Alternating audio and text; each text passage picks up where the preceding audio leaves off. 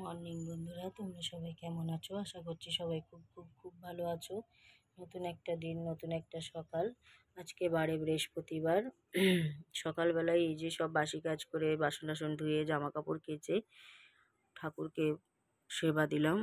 স্নান টান করে আসন টাসন পরিষ্কার করে ফুল টুল দিয়ে সাজিয়ে পাঁচালি পরে এই যে পুজো দিয়ে নিলাম। দেখো ঠাকুর আসনটা কত সুন্দর লাগছে, মনে হচ্ছে যেন ঠাকুর সত্যি সত্যি বসে তাকিয়ে রয়েছে। এত সুন্দর লাগছে, আলো আলো হয়ে রয়েছে পুরো আসনটা। তো যাই হোক, তোমাদের দিনটা খুব ভালো কাটুক, সুন্দর কাটুক, এটাই প্রার্থনা করব। সকালবেলা এই যে পুজো দিয়ে জাস্ট উঠলাম, উঠেই আমি এবার চা বসিয়ে দিয়ে আমি আসলাম এখানে ঠাকুরের বাটাগুলো নামাতে। ছেলেপেলেকে সবাইকে ডেকে প্রসাদ দেবো। এটা প্রতি বৃহস্পতিবারে আমি করি। ওদের প্রসাদ দিয়ে নিয়ে তারপরে হচ্ছে মেয়েকে খাওয়াবো। মেয়ের দুধ বিস্কুট গুছিয়ে রেখে দিয়েছি। চাও ফোটার মতন অবস্থা হয়ে গেছে। গ্যাসটা আসতে দিয়ে এসছি, এদিকে নামিয়ে ঠাকুরের প্রসাদটা সবাইকে দিয়ে নিয়ে তারপরে চাটা গ্যাসটা জোরে দিয়ে দেবো।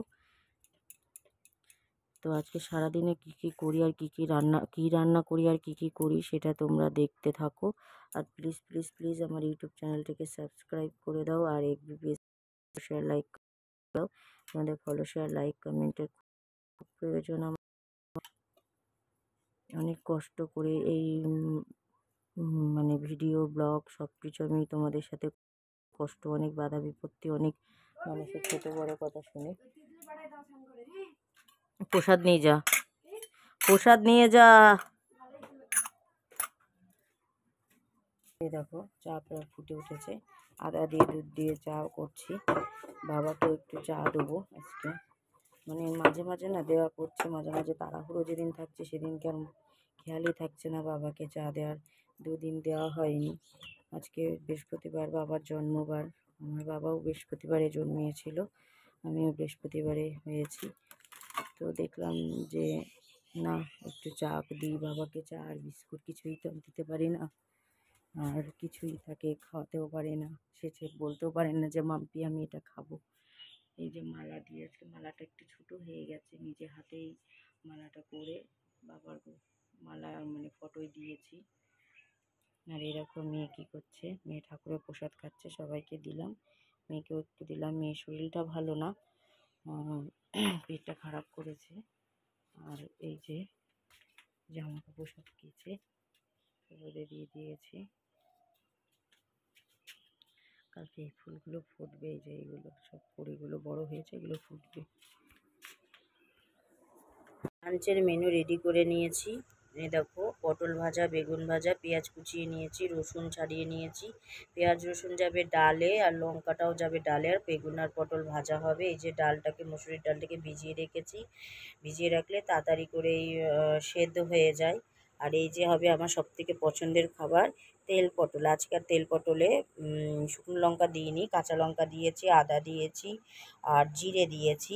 কাঁচা লঙ্কা বেশটুকুই দিয়েছি, অল্প দিইনি, যাতে ঝাল ঝাল হয়। এই কটা পটলই কেটেছি, কারণ বরমশাই তো একটা পটলের বেশি খাবে না, ওই জন্য পটল আরও আছে, তো এই কটাই দিলাম। আর এই যে আমের টক, এই হচ্ছে আজকের লাঞ্চের মেনু। তো সব কেটে কুটে বেটে বুটে গুছিয়ে নিয়েছি, বসাবো একটু পরে। আর হচ্ছে পেঁয়াজ একটুখানি ভাবছি, কাঁচা লঙ্কার পেঁয়াজ একটু ভাজা করবো তেলে পরে, যেহেতু আমি তো ডাল খাই না, আর আমার পেটটাও না একটু প্রবলেম দিচ্ছে। তো ওই জন্য ডাল তো খাবোই না, ডাল খেলে আমার আরও শরীরটা খারাপ করবে। তো তাই জন্য ডালটা খাবো না। তো ওই জন্য ভাবছি পেঁয়াজ রসুন আর ওই কাঁচা লঙ্কা একটু ভাজা করবো, আর বাদ বাকিটুকু ডালের মধ্যে দিয়ে দেবো। কারণ পেঁয়াজ রসুন যদি আমি ডালে ফোড়ন না দিই তাহলে তো বরমশাইয়ের রাগ হয়ে যাবে। আর এই আমের টকটা একটু পাতলা করে করবো, যা গরম পড়েছে, গরমের জন্যই এরম হচ্ছে, মেয়েটারও পেটটা খারাপ করেছে। তো ওই জন্য সাদামাটা খাবার। ওর বাবাও বলছিল যে মাছ আনবে, তো আমি বললাম না, মাছ আনার দরকার নেই, আর মাছ টাছ খাবো না, ভালো লাগছে না মাছ খেতে, ওই জন্য মাছ আনতে বারণ করেছি। আর এই যে বিছানা টিছানা সব রেডি, তাও দেখো মেয়ে এই যে খেলা করছিল চুড়িগুলো নিয়ে। আমার চুড়ি এগুলো বিয়ের আগের চুড়ি, তো সেগুলো গুছিয়ে রেখে দিয়েছি, তো সেগুলো নিয়ে খেলা করছিল। বিছনা টিছনা চাদর পাল্টে ফেলেছি। বৃহস্পতিবার জানোই তো তোমরা, বৃহস্পতিবারে আমি ইয়ে করি, বিছনা চাদর পাল্টাই। আর এই যে গান চলছিল, গান শুনছিলাম। তো রান্নাটা কীভাবে কী রান্না করি না করি তোমরা দেখতে থাকো ব্লগটা।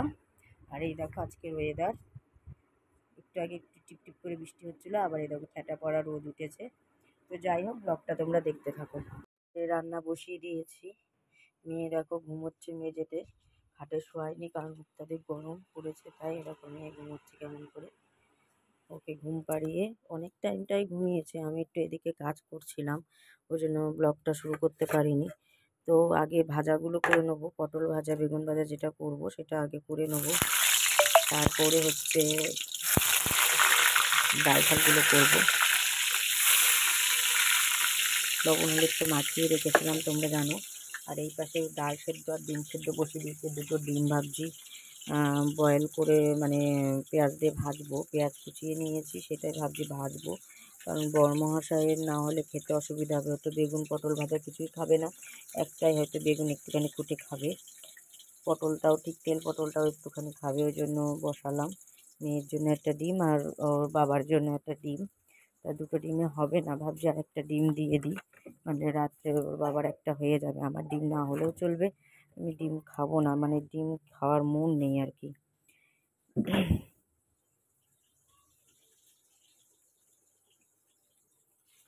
মেয়েটা না খসখস করে খুব কাশছে, এরকম কাশতে কাশতে মানে জেগে যাচ্ছে, হঠাৎ কাশিটা হয়েছে। অ্যাকচুয়ালি আমি কলপাড়ের দিকে গেলে হয়, আমি যদি কলপাড়ে গিয়েছি তাহলে ও আমার পেছন পেছন কলপাড়ে যাবে, গিয়ে জামা কাপড় ধোয়া, মানে আমি যা যা করবো ও তাই করবে। তো মানে দুষ্টু, ওই রকম জল ঘেটে ঘেটে। আর এই ফ্রিজের জল ছাড়া এমনি জলও কখনোই খাবে না, আমি এমনি জলও ভরে রাখি তাও খাবে না। ও আগে, এখন এত বুদ্ধি হয়েছে, 2 বছর বয়স, কি বলবে ওকে দেখে, এখন এত বুদ্ধি হয়েছে, বোতলে হাত দিয়ে দেখে জলটা ঠান্ডা কিনা, বোতলটা যদি ঠান্ডা হয় তবে সেই জল খাবে, নাহলে খাবে না, এত বুদ্ধি ওর।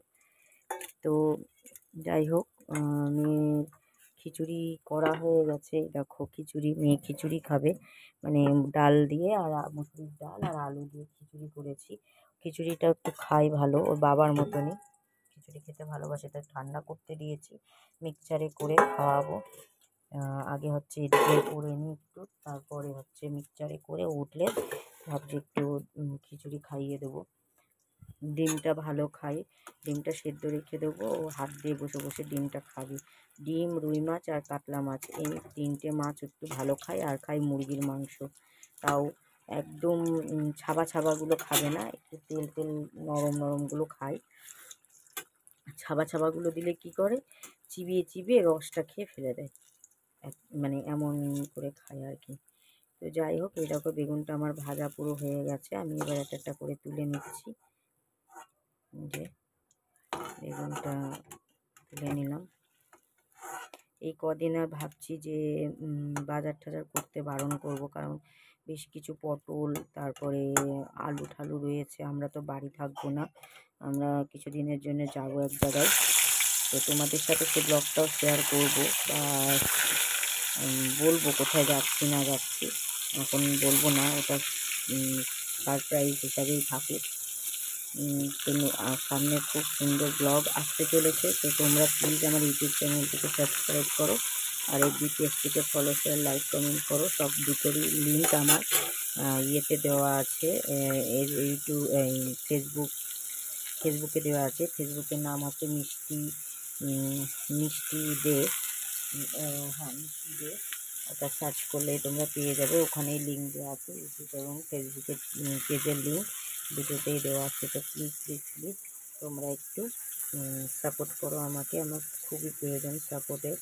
মনের অবস্থা এখনও ভালো না, দেখতে দেখতে আজ 20টা দিন হয়ে গেল, বাবা আর আমাদের মাঝে নেই। কালকে বাবার বাড়ি গেছিলাম, ওই জন্য কোনো ব্লগ দিতে পারিনি, কিন্তু ওইখানে গিয়ে কী ব্লগ করবো বলো, কিছুই ভালো লাগছিল না। মানে বাবার বাড়ি যেতে আমার একটু আর মন চাইছে না, আগে খুশিতে যেতাম বাবার কারণে, এখন কার কারণে যাবো, আমার কিছুই ভালো লাগছে না। তো আস্তে আস্তে দিন কেমন চলে যাচ্ছে, কিন্তু মানুষটা যদি কোনোভাবে কোনো মিরাক্কেল হতো যে আমার বাবা আমার কাছে আবার ফিরে আসতো, তাহলে সত্যি ভগবানের কাছে আমি চিরকৃতজ্ঞ থাকতাম, কিন্তু সেটা জানি না হয় কি হয় না। তো সত্যি বলছি হয় না, হয়তো হলে তো তাহলে এই পৃথিবীর কত কাছের মানুষ, কত মানুষের হারিয়ে যায়, তারাও ফিরে পেত। বাবা চলে যাওয়ার পর থেকে না নিজেকে খুব খুব একা লাগে, কষ্ট হয়, ভালো লাগে না কিছু। মানে নিজেকে এত অসহায় মনে হয়, আমি কোনোদিন ভাবতে পারিনি যে আমার জীবনে এরকম একটা ঝড় আসবে বা এরকম একটা কষ্টের দিন আসবে। জীবনে আমার অনেক কষ্ট এসছে, সেগুলো তোমাদের সাথে আমার শেয়ার করা হয়নি। কোনো একদিন কোনো এক সময় তোমাদের সাথে অবশ্যই শেয়ার করব। এ অমৃতা, তো তোমাদের সাথে শেয়ার করতে পারিনি এই বিষয়টা। কোনো একদিন কোনো এক সময় অবশ্যই তোমাদের সাথে শেয়ার করব। কারণ হচ্ছে আমি জীবনে যা ঝড় আমার জীবনে এসছে, এখন মনে হচ্ছে কি এই ঝড়টা, এই কষ্টটা সব থেকে বড় আর সবগুলো ঝড় কষ্টের থেকে। সবাই হয়তো ভাবছো বা ভাবো যে তা এত কষ্ট যখন, তাহলে বাবা মরেছে 20 দিন হলো, তাহলে কি করে ভিডিও করছি, কি করে রিলস করছি, কি করে। আমি বারবারই তোমাদের সাথে বলেছি, এমনকি পোস্ট করেও বলেছি যে এটা আমার কিন্তু কাজ, মানে আমি কিন্তু এটা একটা কাজ করি। নিশ্চয়ই কাজ বন্ধ করে বাড়ি বসে থাকলে আমার, মানে কাজ বন্ধ করে ঘরে বসে থাকলে তো আমার চলবে না। আমার অনিচ্ছা সত্ত্বেও আমাকে রিলস করতে হচ্ছে, ভিডিও করতে হচ্ছে, ব্লগ করতে হচ্ছে, কিছু করার নেই। কারণ এটা যদি আমি বন্ধ করে দিই তাহলে আমার অ্যাকাউন্টটা বন্ধ হয়ে যাবে। এবং এত দূর এগিয়ে, তোমরা তো যা বুঝতেই পারছো আমি অনেকটা এগিয়ে গেছি, আর সাকসেসফুল হতে আর কিছুটা টাইম, কিছুটা সময় বাকি। তো সেই এত দূর এগিয়ে এসে এখন কি আমার মানে বন্ধ করে দেওয়াটা ঠিক হবে? আর এই ব্লগ, রিলস, এইসব আমার বাবা যখন বেঁচে ছিল জানতো উনি যে আমি এগুলো করি, আর আমাকে অনেক সাপোর্টও করেছে আমার বাবা। অনেক ছোট বড় কথা বলেছে, হ্যাঁ তোমার মেয়ে ভিডিও করে, হ্যাঁ তোমার মেয়ে ভিডিও করে, কত ভালো, অনেক কিছু আমার বাবাকে বলেছে।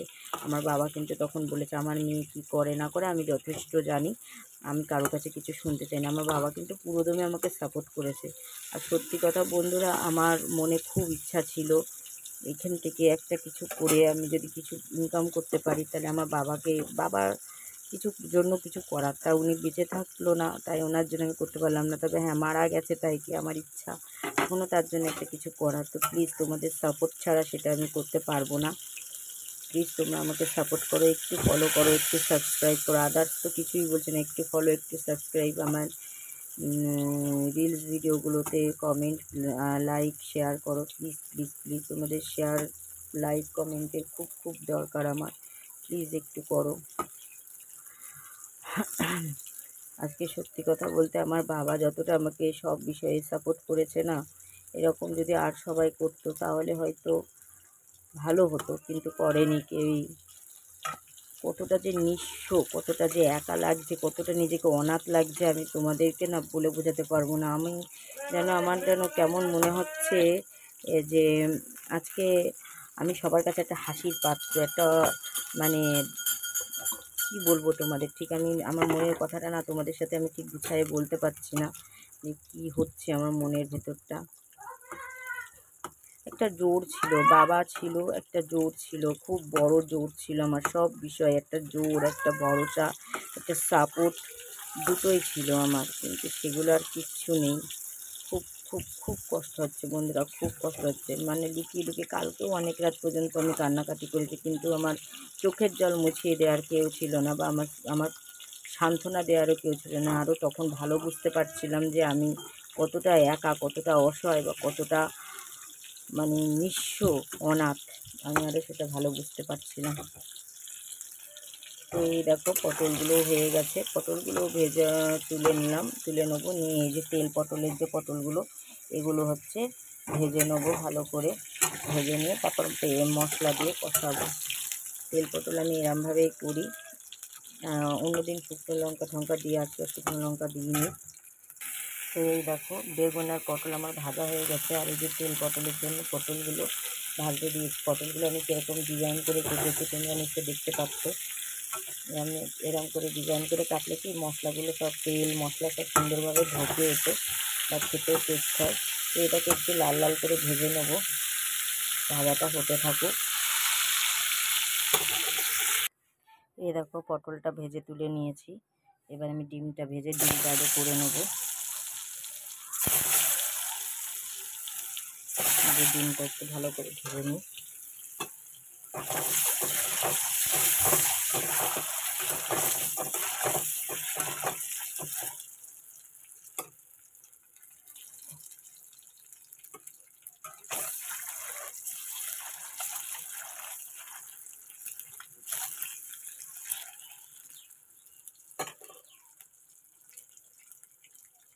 মেয়ের ডিমটা এই যে ভেজে নিলাম। এবার ওটা হচ্ছে ইয়ে করে নেবো, এই মিক্সচারে যখন করব তখন মিক্সচারে দিয়ে দেবো। এই যে আলাদা করে রাখলাম মেয়ের ডিমটা, আর এই দুটো ওর বাবা খাবে। আমি ডিম খাবো না, কারণ আমার ডিম খেতে ইচ্ছা করছে না বা খেতেও মন নেই, জন্য।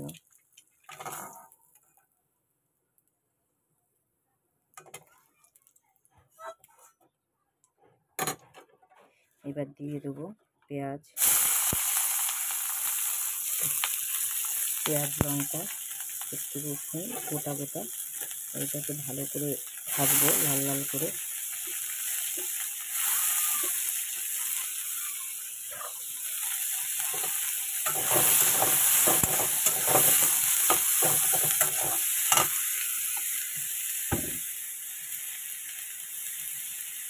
এরকম আমটা সেদ্ধ বসিয়ে দিয়েছি, আমার সব করবো তাই আমটা সেদ্ধ বসিয়ে দিয়েছি। এটা সেদ্ধ হয়ে যাবে। একটু তাড়াতাড়ি করছে, যেহেতু মেয়ে ঘুমিয়ে আছে ওই জন্য তাড়াতাড়ি করে নিচ্ছি। উঠলে তো ঘ্যান ঘ্যান শুরু করে দেবো, তোমরা সেটা ভালোই জানো। কিন্তু উঠে শুরু করে দেবো ঘ্যানের ঘ্যানের, তার জন্য আমি একটু তাড়াতাড়ি করে নিচ্ছি। ঘুমোতে ঘুমোতে যদি হয়ে যায় তাহলে তো খুবই ভালো হয়। আর এই যে ডালে ফোড়ন দেবো বলে পেঁয়াজ আর রসুন।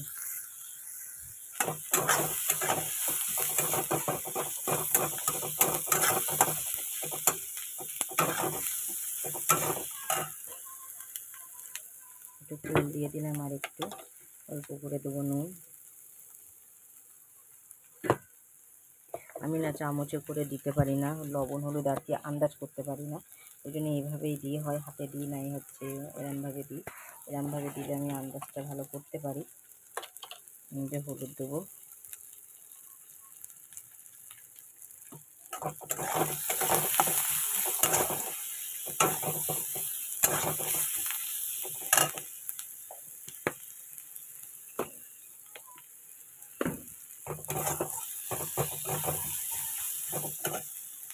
এটা একটা বাটিতে আলাদা করে তুলে রেখে দেবো। ডালটাও দেখো সেদ্ধ হয়ে গেছে পুরো, একদম পাতলা পাতলা করে ডালটা করবো। গরম মশলা একটু পাতলা ডাল খেতে ভালো লাগে। লঙ্কাটা একটু বেশি করেই দিয়েছি আজকে। এই লঙ্কাগুলো একদমই ঝাল নেই। আর এই যে এটা হচ্ছে ইয়ের মশলা, তেল পটলের মশলা।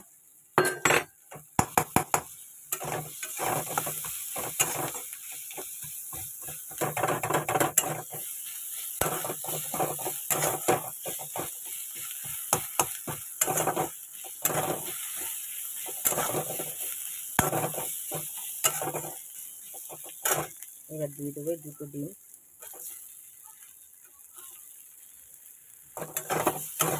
এইগুলোকে একসাথে ভালো করে একটু ভাজা করব। এই দেখো আমার কিন্তু হয়ে গেছে ডিমটা কষা। এবার আমি নামিয়ে নেব। একটু তেলটা অল্পই দিয়েছি, বেশি দিইনি। এরকমটা খেতে খুব ভালোবাসে আমার বর, ওই জন্য এরকমই করেছি। এবার এই যে তেল পটলটা বসিয়ে দেবো, তার জন্য কড়াইতে তেল দিয়েছি, তেলটা গরম হয়ে গেছে। এবার আমি দিয়ে দিচ্ছি যে বেটে রাখা যে মশলাটা পেস্টটা, সেইটা পুরো দিয়ে দেবো। দিয়ে অনেকক্ষণ ধরে কষবো, কষাতে হবে অনেক টাইম ধরে। একটু নুন হলুদও দিয়ে দেবো। দেখো নুন হলুদ সব দিয়ে দিয়েছি। দিয়ে এবারে দেখো খানিকটা চিনি দিয়ে দিচ্ছি। মশলাটা কিন্তু আমার পুরো কষানো হয়ে গেছে। এবার এই যে ভেজে রাখা পটলগুলো দিয়ে দিচ্ছি।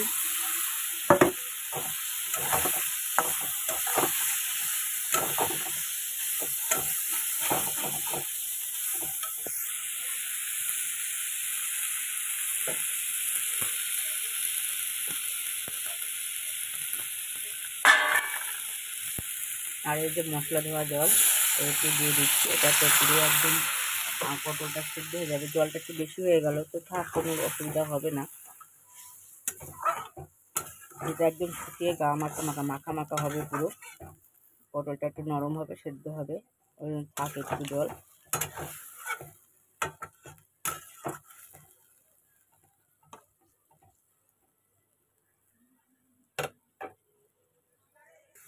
এই দেখো পুরো রেডি হয়ে গেছে, দেখো তেল ছেড়ে দিয়েছে, পুরো কমপ্লিট কিন্তু আমার তেল পটলটা। এবার আমি এটাকে নামিয়ে নেবো।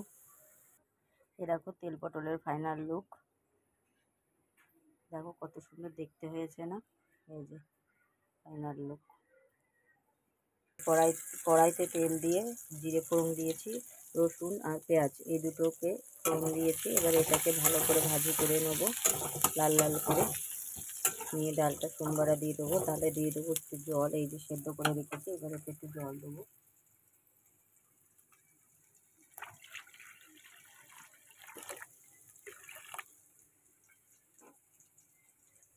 বেশি জল দিলাম না, ওটুকুই থাক জল।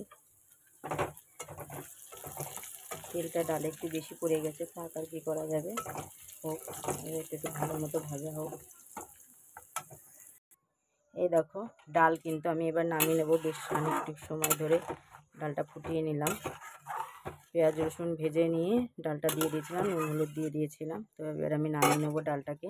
তার মাঝখানে মেয়েকে খাইয়েও নিলাম, ডিম দিয়ে, ভাত দিয়ে, আলু দিয়ে, ডাল দিয়ে, সব কিছু দিয়ে পেস্ট করে ওকে খাওয়ালাম, মানে খিচুড়ি টাইপের আর কি। তো এই যে ডালটা নামিয়ে নিচ্ছি। এবার আমি বসিয়ে দেবো চাটনি। চাটনিটা হলে আর ভাতটা হলে হয়ে যায়। এই যে ডালের ফাইনাল লুক, একটু পাতলা পাতলা ডালই করেছি। বড় মাসে যেহেতু ডালটা পাতলা খেতে বেশি ভালোবাসে, আর ঝালটাও আজকে একটু বেশি দিয়েছি। দেখো কড়াইটা ধুয়ে নিয়ে আমি কড়াইতে খানিকটা তেল দিয়ে দিলাম, দিয়ে এই যে পাঁচফোড়ন দিলাম। আজকে আর সর্ষে ফোড়ন দিয়ে করবো না, পাঁচফোড়ন দিয়েই করবো। তো পাঁচফোড়ন দিয়ে এবার আমি এটাকে একটু ভালো করে ভেজে নিচ্ছি পাঁচফোড়নটাকে। মা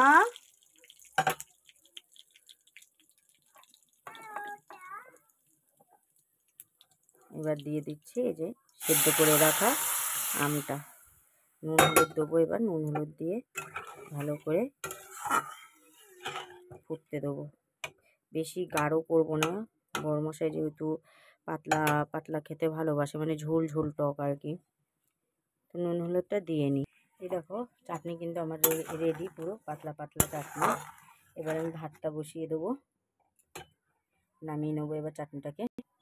তো এই দেখো ভাত বসানো হয়ে গেছে, মেয়ের খাবারটাও রেডি করে রাখলাম। এই দেখো মিক্সচারে খিচুড়িটা। তো আর এই যে মেয়ের দুধটাও গরম করে ফুটিয়ে রাখলাম, যেহেতু এখন গরমকাল, দুধ বেশি করে না ফুটিয়ে রাখলে দুধ নষ্ট হয়ে যাবে। আর এই দেখো মেয়ে দুষ্টু করছে। তো আজকে লাঞ্চের মেনু তো আছে পটল ভাজা, বেগুন ভাজা, ডিমের কারি, পাঁপড় ভাজা, এই যে পাঁপড় ভাজা, তেল পটল, পাতলা পাতলা মুসুরির ডাল, আমের টক। এই হচ্ছে আজকে লাঞ্চ মেনু। অনেকটা নিরামিষ না। তো এখন আমার কাজ আছে আর মেয়েকে স্নান করানো, ঘরদোর মোছা, বাসন ধোয়া, এক গামলা ভিজাইছি আবার সেইগুলো কাচা, নিজে স্নান করা।